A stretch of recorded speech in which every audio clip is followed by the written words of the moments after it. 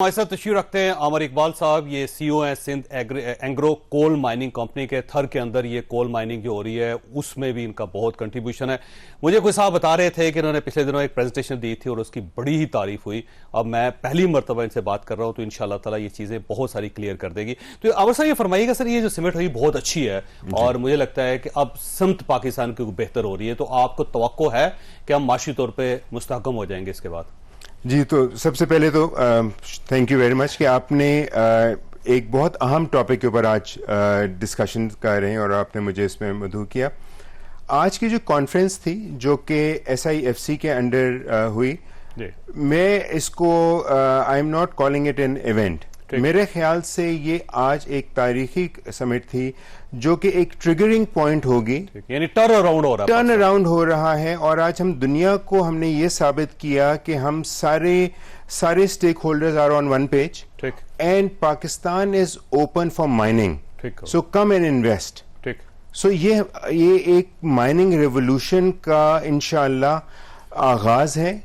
और ये मैं इस करंट गवर्नमेंट की, मिनिस्ट्री ऑफ पेट्रोलियम की, SIFC की और जितने भी इसमें स्टेक होल्डर शामिल थे उन सबका मैं तारीफ करूंगा, कॉन्ग्रेचुलेट करूंगा कि आज इस कॉन्फ्रेंस में आपने देखा होगा कि दुनिया के जो बड़े माइनिंग कंपनीज हैं उनके representatives, experts, investors, international investors जो बड़े हैं वो सारे सऊदी अरेबिया से, अजरबैजान से, UAE से, ग्लोबल लेवल के इन्वेस्टर्स, यूरोपियन इन्वेस्टर्स, पाकिस्तान के जितने पॉलिसी मेकर्स हैं वो, और जो पाकिस्तान के जो बड़े बिजनेस हाउसेस हैं, दे वर ऑल देयर।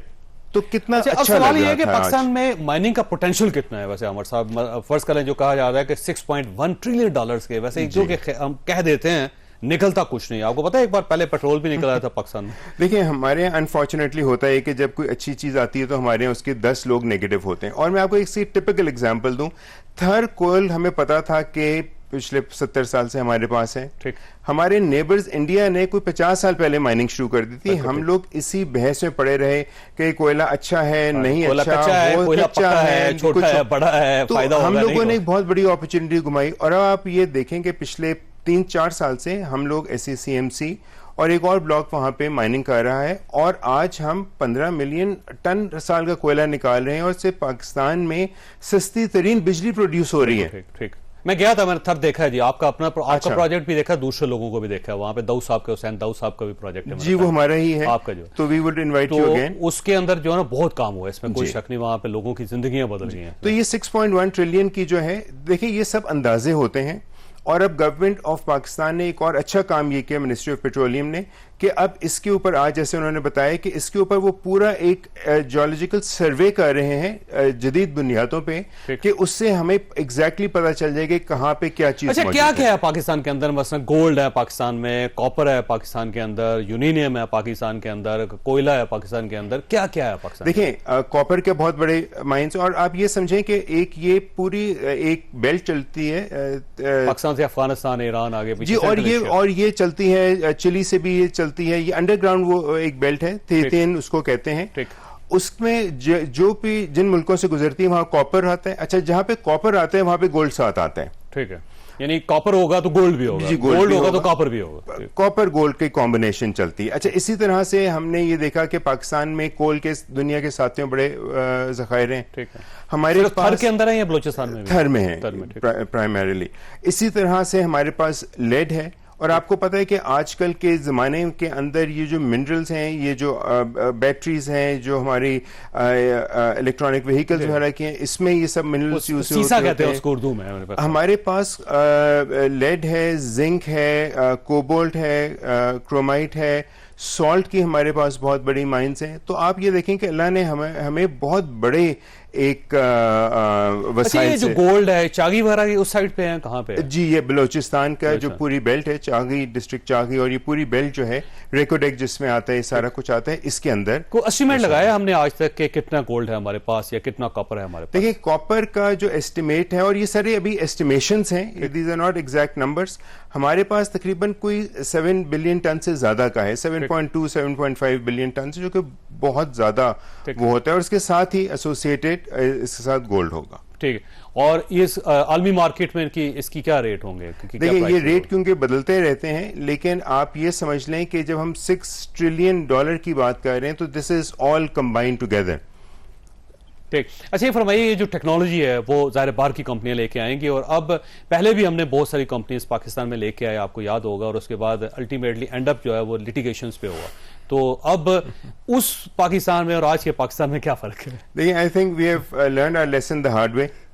और जो SIFC है, इसका बेसिक मकसद ही ये है कि हम फॉरेन इन्वेस्टर्स को एक सिंगल प्लेटफॉर्म दें जहां के ऊपर उनके सारे मसाइल को हल हों, और उनके जो फैसले हैं, जो ब्यूरोक्रेटिक हर्डल्स होती हैं, वो खत्म हो। आज मुसद्दक मलिक साहब ने बहुत खूबसूरत तरीके से कहा, from red tapism to red carpet. ठीक, ठीक। और ये चाहिए है इस वक्त हमारे पाकिस्तान के अंदर कि हम अपना इमेज चेंज करें, इन्वेस्टर फ्रेंडली हो, और उसमें हम आगे चल सकते। अच्छा, अब सवाल ये है कि जो बाहर की कंपनी से क्या अब वाकई इंटरेस्टेड हैं? उनका ख्याल ये है कि पाकिस्तान बदल गया है, अब हमें किसी अदालत में नहीं घसीटा जाएगा, कोई ब्यूरोक्रेट हमें बाहर बेंच पे नहीं बिठाएगा, और गवर्नमेंट जो है हमें वेलकम करेगी। क्या उनको यकीन आ रहा है?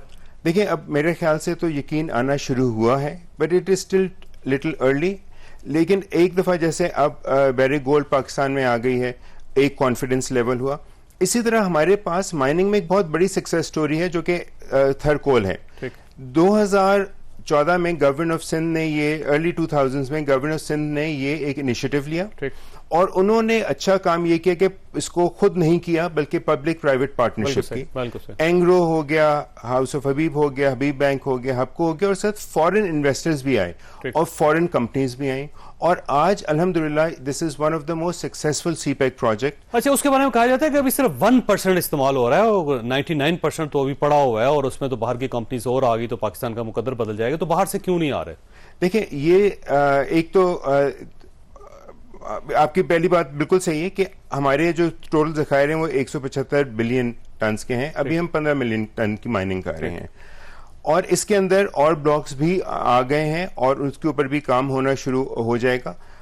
इस वक्त कोयले के अंदर इन्वेस्टमेंट, ग्लोबल इन्वेस्टमेंट थोड़ी सी मुश्किल होती है, जिसकी वजह से ये मसले हैं।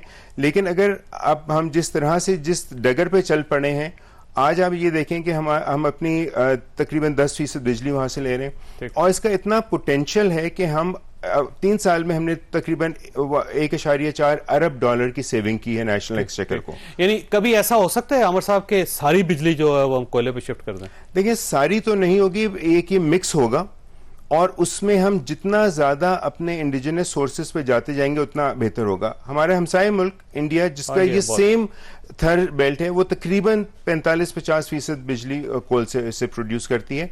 तो हमारे पास भी इस गवर्नमेंट ने काफी फोकस अप्रोच की है कि नए प्रोजेक्ट्स को भी किया, और जो अभी इंपोर्टेड कोयले के हैं उनको भी इनकरेज कर रही है कि वो इस कोयले पर भाई, कोयले से जो बिजली बनती है उसकी कास्ट कितनी होती है, और जो बाकी थर्मल होती है उसमें कितनी कास्ट होती है, और फिर जो फर्नेस ऑयल से बनती है उसमें कितनी कास्ट? जी, तो मैं अगर आपको एक रफ आइडिया दूं कि हमारा अगर जो अभी थर कोल से बिजली बन रही है उसकी जो पर यूनिट कॉस्ट है वो तकरीबन 23-24 रुपए के करीब आ रहा होता है। ठीक। और जो फर्नेस ऑयल या बाकी सब हैं वो 50-55 रुपए के ऊपर बन रही है। 50% फर्क है। जी, 50% फर्क है, और जैसे जैसे ही बढ़ता जाएगा उस तरह से हम अपने कंज्यूमर्स को सस्ती बिजली प्रोवाइड कर सकें। आमिर साहब, आपका बहुत बहुत शुक्रिया। ख्वाजा साहब, आपने गुफ्तगू सुनी, फैसला आपने खुद करना है, लेकिन मेरा ख्याल ये है कि पाकिस्तान के लिए बड़ा अहम दिन था कि हम चलें लेट ही सही, लेकिन हमने उस सड़क के ऊपर पांव तो रखा जो तरक्की की तरफ जाती है।